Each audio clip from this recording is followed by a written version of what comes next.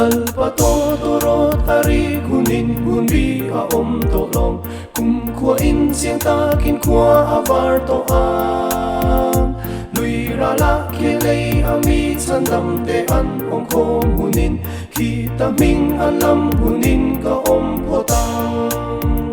Khita hming an lam hun suan anin Khita hming an lam hun suan anin Khita hming an lam hun suanin Khita hming an lam hun suanin ka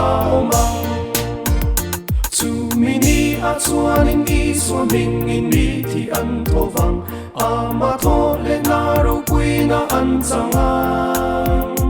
vana an na ama mi khan te an khomang Khita hming an lam hunin ka potang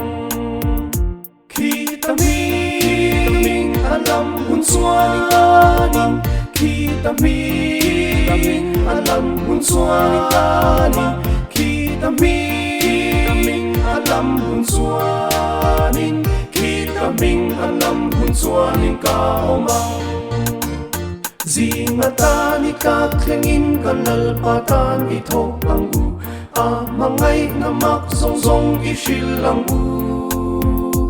Tin kan di kan tumtoy zo hunin kan tho rim zo hunin Khita hming an lam hunin ka potang